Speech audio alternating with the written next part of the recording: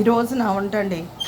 బెండకాయ పోపులో వేసుకోరా అయితే పోపులో వేయలేదు, బెండకాయలు మగ్గించేసి, అంటే ఇది కమ్మటి కూర.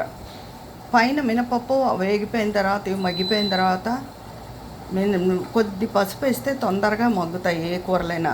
పసుపు పైగా ఆరోగ్యానికి మంచిది. పసుపు కొని ఆడించుకుని ఉంచుకోండి వంటలోకి, ఎందుకంటే బయట దొరికేవన్నీ కెమికల్స్ ఎక్కువ ఉన్నవి.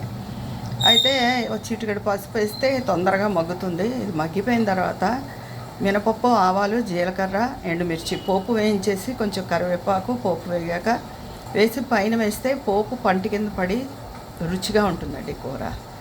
తర్వాత ఆనపకాయ పచ్చడి చేశాను. ఇది చిక్కుతోనే చేశాను. బీరకాయ ఒకటి, ఆనపకాయ ఒకటి చిక్కుతోనే చేస్తే చాలా పోషక విలువలు ఉంటాయండి. శుభ్రంగా కడిగేసుకుని ముక్కలు తరిగేసి మినపప్పు, ఆవాలు, జీలకర్ర, కొద్ది శనగపప్పు, ఎండుమిర్చి పోపు వేయించేసుకుని ఈ ముక్కలు చెక్కుతో తరిగిన ముక్కలు కాసిన అందులో వేసేసి మన ముక్కలకి సరిపడా కొంచెం చింతపండు, చిన్న బెల్లం ముక్క, ఉప్పు వేసుకోవాలి తగినంత. నేనైతే ఇలాంటి చట్నీల్లో మా నాన్నగారు ఎలాగ ఇలాంటివి తినరు. కొబ్బరికాయ పచ్చడి, కొబ్బరికాయ మామిడికాయ పచ్చడి అదే తింటారు.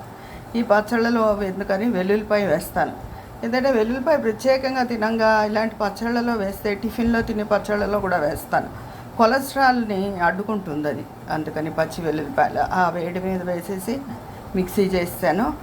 బీరకాయకి, ఆనపకాయకి పురుగు పట్టదండి, అందుకని ఎక్కువ మందు కొట్టరు.